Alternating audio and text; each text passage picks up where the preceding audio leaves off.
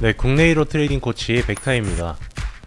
투자에 입문하시게 되면 가장 많이 헤매시는 부분이 이 진짜 중요한 게 뭔지 모르고, 따라서 어떻게 투자 의사결정을 내려야 하는지 그 기준조차도 모른다는 것입니다.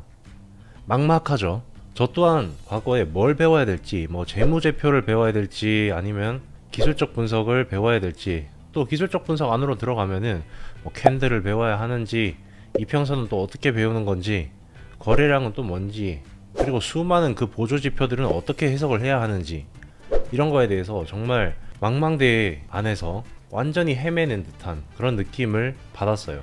하지만 이번 영상에서 제가 지난 9년간 투자를 해오면서 진짜 중요한 게 뭔지 파악해낸 그런 부분들을 큰 그림부터 차근차근 설명해서 여러분들이 앞으로 나아가야 할 이 방향에 대해서 설명드리도록 하겠습니다. 이 내용을 알고 투자를 대하면 어렵지 않게 수익을 취할 수 있을 것이라 확신합니다. 실제로 이 내용을 깨달은 23,000여 명에 달하는 스터디 카페 회원분들이 이렇게 후기를 올려주셨어요. 이 내용들을 보시면 이 내용만으로도 굉장히 큰 인사이트를 얻었다 라는 그런 후기들을 보실 수 있습니다. 이 카페 링크는 고정 댓글에 달아둘 테니 참고하시면 되겠고, 자, 이제 본격적으로 시작해 보겠습니다. 이 시장에는 여러분들이 꼭 아셔야 되는 게 있어요. 그게 뭐냐, 바로 이 사이클이라는 것입니다. 이거를 국면이라고 표현을 하기도 해요. 이게 무슨 말이냐면, 시장에는 총 3가지의 국면이 있다. 첫 번째 상승 국면, 두 번째 하락 국면, 세 번째 상승도 하락도 아닌 횡보 국면. 이게 전부입니다. 사실 시장 정말 심플하죠. 근데 이렇게 심플하다니 솔직히 좀 믿기진 않으시죠? 자, 실제로 차트를 한번 보여드리면서 얼마나 쉬운지 설명을 드릴게요. 자, 악명 높은 나스닥 지수입니다. 시장에는 총 3가지 국면이 있다 그랬죠. 그 중에서 상승 국면을 먼저 보여드리겠습니다. 자, 이 상승 채널 안에서 이렇게 쭉 올라가고 있는 게 이게 바로 상승 국면이에요. 계속해서 저점 찍고 고점을 높이고 있죠. 저점과 고점을 계속해서 높이는 그런 장세를 보고 상승 국면, 상승 사이클에 속해 있다라고 표현을 합니다. 자, 그리고 나서 하락 국면도 있는데, 이 하락 국면 같은 경우에도 보시면은 채널을 그어 놓고 보면 계속해서 고점과 저점이 앞점보다 계속해서 낮아집니다. 이런 걸 보고 하락 국면이라고 해요. 그리고 여기는 다시 보면 또 상승 국면이 이렇게 나타나죠. 상승 국면이 나타납니다. 그리고 다시 기울기의 차이는 좀 있지만 다시 또 하락 국면이 나타납니다. 그리고 횡보 국면 같은 경우에는 이제 개별 종목에서 꽤 많이 나오는데, 이런 걸 보고 수평 박스권 저항대, 박스권 지지대 라고 표현을 하기도 하고, 횡보 국면이라고 표현을 하기도 합니다. 자, 여기까지 아셨으면은 뭐 다 아신 거예요. 이미 다 알고 계신 건데, 여기서부터 이제 문제가 발생합니다. 이렇게만 보면 정말 심플하고, 뭐 그러면은 상승할 때 그냥 매수하고, 하락할 때는 팔고 기다리고 있고, 횡보할 때는 떨어지면 사고, 올라오면 팔고, 계속 반복하면 되겠다 라고 생각하면서 정말 돈 벌기가 어렵지 않아 보입니다. 그쵸? 하지만 정작 내 돈을 넣고 실시간으로 거래를 하다 보면 심리적인 압박감 때문에 손실만 내기가 일쑤입니다. 특히 초보분들은요. 앞전에도 보여드렸듯이 전체적인 이 큰 흐름만 가져간다면은, 큰 흐름만 잘 쫓아간다면 아무런 문제가 안 돼요. 근데 이 작은 흐름들, 이 큰 흐름을 보지 못하고 이 작은 흐름들, 이런 왔다 갔다 하는, 흔들면서 이렇게 주가가 움직이죠. 흔들면서 계속 오르락 내리락 합니다. 그러니까 이런 데서 잘못 샀다가는 이런 거 떨어지는 거 보고 여기서 손절 쳐야 되나, 되게 무섭고 여기 뚫려버리면 어떡하지, 이런 식으로 라는 이 공포심, 그 공포심 때문에 항상 잘 올라갈 종목을 잘 잡아놓고도 손실 거래로 마무리해버리는 불상사가 자주 발생합니다. 그런데 여기서 각 국면마다 누가 돈을 버는지 알면 아마 아주 재미있으실 겁니다. 그리고 여기서 우리가 인사이트를 얻을 수 있어요. 실제로 도박판에서는 정말 돈을 많이 따는 고수를 절대 따라하지 말라고 해요. 왜냐? 오히려 승률이 대중들, 많은 사람들이 베팅하는 거에 반대로 갈 때가 가장 승률이 높더라, 그게 가장 확실한 방법이다 라는 격언도 있습니다. 저는 이게 투자에서도 마찬가지라고 생각을 해요. 지금부터 말씀드릴 내용을 통해서 대중들이 가장 손실을 많이 보는 구간이 어떤 구간인지 이제 알게 되실 거고, 그 타이밍에 정확히 대중들이 많이 취하는 포지션이랑 반대로만 취해도 여러분들의 승률을 확실하게 높여갈 수 있을 것입니다. 자, 대중들이라고 하면은 초보들이죠. 초보들, 아직 수익을 잘 내지 못하는 그런 초보들. 그런 초보들은 어디서 가장 많이 잃느냐? 하락 상태입니다. 초보들은 이런 데서 사가지고, 이런 데 높은 데서 사서 이 하락분을 다 두드려 맞아요. 초보들이 가장 많은 돈을 잃는 곳이 하락 국면이다 라고 생각을 하시면 돼요. 보통 상승 국면에 포모를 막 느끼죠. 내 지금이라도 안 사면은 내가 더 올라갈 거 못 먹을 것 같다. 주변에 보면은 전부 다 돈 벌었다고 그러는데 나만 돈 못 번 것 같고, 지금이라도 매수를 해야 돼 라는 생각으로 근거도 없고 기준도 없는 그런 투자를 해버리죠. 그래서 보통 그때가 꼭지점일 확률이 굉장히 높아요. 하지만 이제 초보를 좀 벗어나서 이제 좀 차트를 안다 하는 사람들, 이 사람들을 중수라고 표현을 해볼게요. 이 중수들은 어디서 돈을 많이 잃느냐? 횡보 국면에서 전부 돈을 잃습니다. 왜냐하면 타점을 잘 잡는 경우에는 타점 좋다고 방향성 없는 구간에 그냥 거기서 매수해가지고 홀딩 하다가 전부 수익을 뱉어내기 때문입니다. 예를 들면 이런 거죠. 여기 보시면은 횡보 박스권이 있어요. 횡보 박스권이 있고, 중수들은 이렇게 해서 여기서 3파 나올 거야 라고 생각을 한 다음에 여기서 매수를 합니다. 근데 더 빠지죠.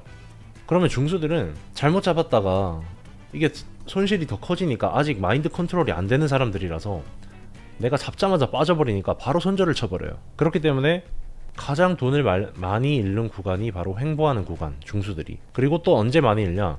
이거 돌파 나올 것 같은데 여기서 매수를 합니다. 그러면은 쭉 떨어지죠. 다시 돌아왔는데 그러면 눌림 주고 다시 가겠다. 매수를 합니다.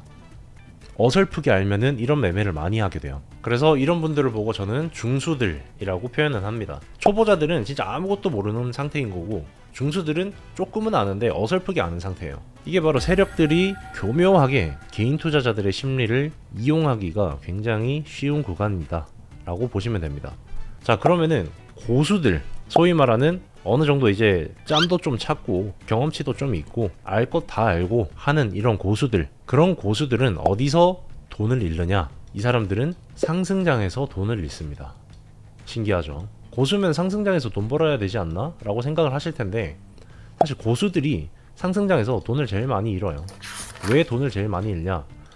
고수들은 바닥 기가 막히게 잡습니다. 정말 잘 잡아요. 그리고 홀딩합니다.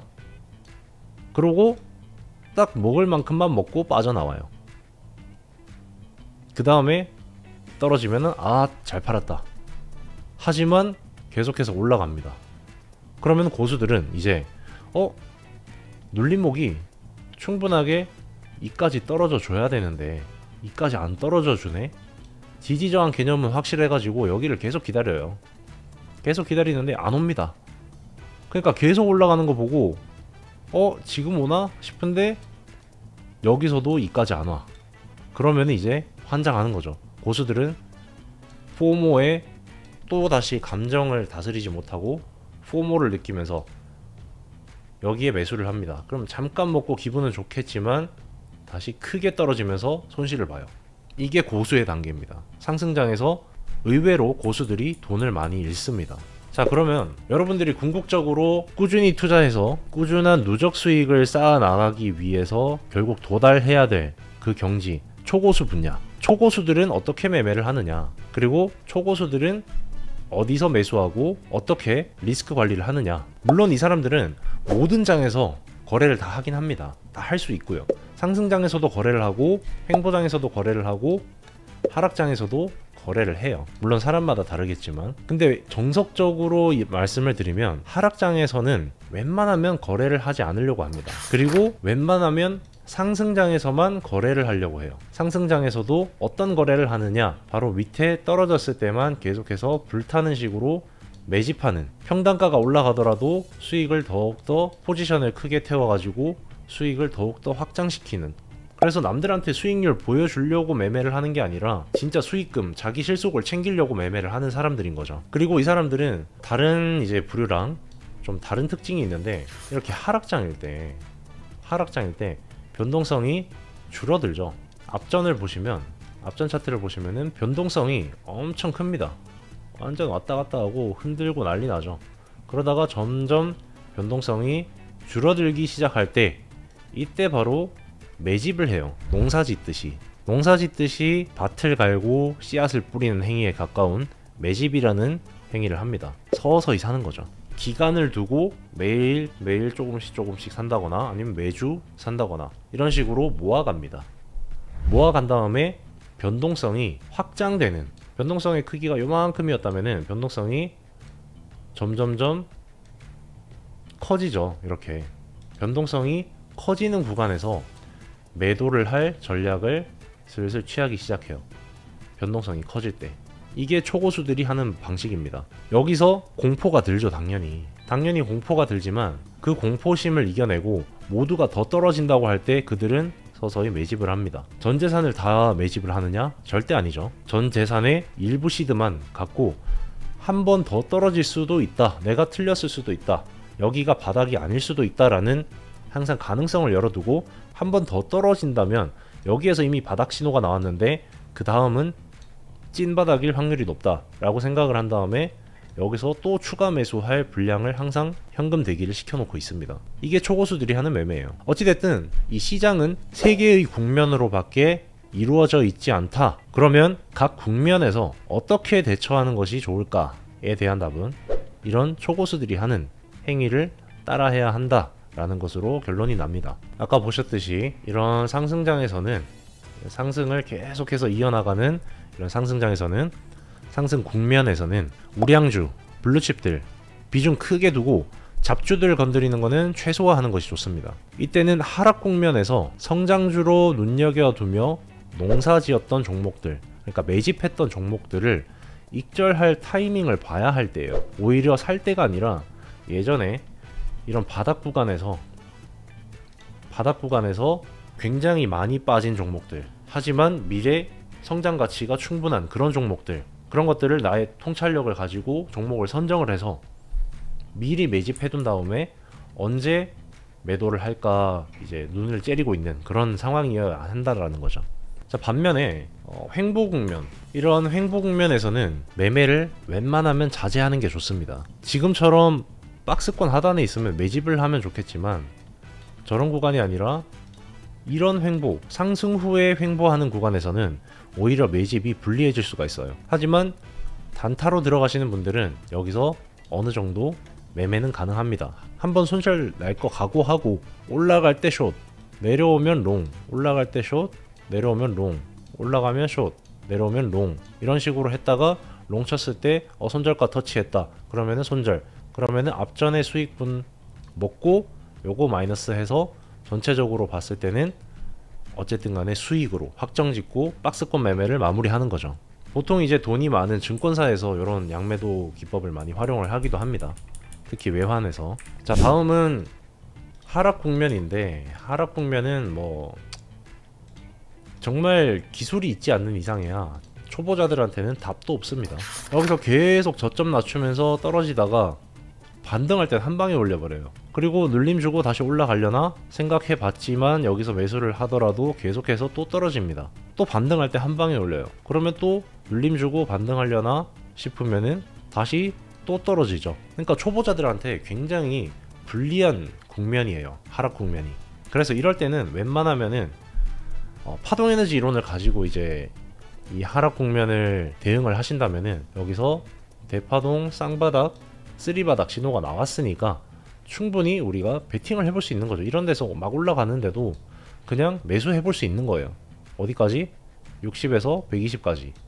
요 공식은 파동에너지 이론 전자책에 있으니까 고정 댓글 참고하셔가지고 무료로 보실 수도 있어요, 파동에너지 기초이론을. 그래서 그거 참고하시면 될 것 같습니다. 자, 그리고 하락 이후에 이렇게 횡보를 하는 국면이 있어요. 이런 국면 같은 경우에는 서서히 1차 매집 정도 하는 걸로 우리가 대응을 해볼 수 있겠죠. 그 다음에 1차 매집 한 다음 박스권 상단을 뚫고 눌림을 줄 때 2차 매수를 하는 거죠. 그러면은 1차 매수하고 2차 매수해서 평단가가 한 요쯤 형성이 되겠네요. 그러면 이 평단가에서 계속 변동폭이 확장될 때, 그럴 때 이제 슬슬 매도를 차익 실현을 고민을 해 보시는 거죠. 자, 그러면은 굉장히 심플해졌습니다. 상승 국면에서는 심플하게 여러분들이 밑으로 떨어지면 매수 계속 하다가 이 채널 하단을 이탈하는 모습이 보이면은 그때는 익절을 하는 거예요. 익절을 하는 거죠. 차익 실현을 하는 거죠. 꼭대기에서 팔려고 하면 안 됩니다. 이 추세가 깨졌다고 판단이 됐을 때 팔아야 되는 거예요. 그게 가장 현실적인 매매입니다. 이게 초보자도 할 수 있는 매매이고, 그 다음에 상승 후의 횡보장에서는 손절 한번 날 거 각오하고 올라오면은 공매도, 내려오면은 공매수 전략을 써서 이런 데서 계속해서 수익을 취하다가 단타 매매 하는 거죠. 단타 매매. 그래서 한 3번 4번 먹다가 한번 틀어지면은 바로 손절 칼같이 잘라내서 요만큼의 수익폭은 포기하고 얘랑 이 두 개의 수익에 한해서는 확실하게 가져가게 되는 거죠. 이런 매매를 하셔야 된다. 그리고 하락할 때, 하락한 이후에 횡보장에서도 마찬가지로 똑같이 박스권 매매를 하실 수는 있지만, 사실 박스권 하단에서는 매집하는 게 훨씬 더 유리해요. 좀 더 길게 가져가는 거죠. 단타를 가지 말고. 그래서 매집을 한 다음에 올라가서 2차 매집까지 하고 변동폭이 확장이 될 때 그때 슬슬 매도 각을 보시는 거예요. 그리고 마지막으로, 자, 전업까지 만약에 하시면은 하락장에서도 수익을 내야겠죠. 당연히 하락장에서 수익 내지 못하는 순간 한 달 내내 손가락만 빨고 있어야 되는 그런 불상사가 발생하기도 합니다. 그래서 이런 하락 국면에서는 아까 말씀드렸듯이 파동에너지 이론을 활용하셔서 반등신호 잡아서 요만큼의 폭을 챙겨 가시고, 그 다음 또 여기서도 파동에너지 신호가 나오죠. 그러면은 항상 이렇게 반등을 합니다. 그쵸? 그래서 이런 구간에서 한 번, 두 번의 또 수익의 기회를 낼 수 있었다 라고 판단을 해볼 수 있겠죠. 그래서 여러분들은 만약에 모든 구간에서 물론 다 수익을 먹으려고 하면 안 되겠지만, 최대한 수익을 내는 경우의 수를 늘리고 싶다 라고 하신다면은 이런 부분들에 대해서까지도 아셔야 한다라는 거예요. 이 방법으로 지난 3년간 저희 벡터 트레이딩룸 멤버십에서는 1000% 이상의 수익률을 만들었어요. 이걸 저는 파동에너지 이론이라고 하고, 아마 거짓말 같으시겠죠? 근데 그 매매 기록 내역이 멤버십, 골드 멤버십 분들께 제공이 됐는데 타점 교육이라는 이름으로 제공이 돼 있어요. 그래서 그 기록이 그대로 다 남아 있습니다. 3년간의 기록이. 그러니까 오셔서 그냥 자유롭게 보시면 됩니다. 거짓말 같으시면. 그리고 이 파동 에너지 이론을 제대로 배워보고 싶으신 분들은 무료로 공개된 기초부터 보시고 그 다음에 결정을 해보시는 걸 권장드리겠습니다. 자, 요거 다음 영상에서는 이 상승 사이클과 하락 사이클 그리고 횡보 사이클을 직관적으로 파악할 수 있게 만들어주는 도구이자 동시에 타점까지 정확하게 잡아줄 수 있는 도구들에 대해서 설명을 드리겠습니다. 만약 그 영상을 놓치고 싶지 않으신다면 구독과 알람 설정 해두시고, 만약에 이 영상이 마음에 들지 않으셨다 라고 한다면은 구독 취소하시고 뒤로 가기 하신 다음에 채널 관심 없음까지 꼭 누르시면 되겠습니다. 네, 이상 국내 1호 트레이딩 코치 벡터였습니다. 감사합니다.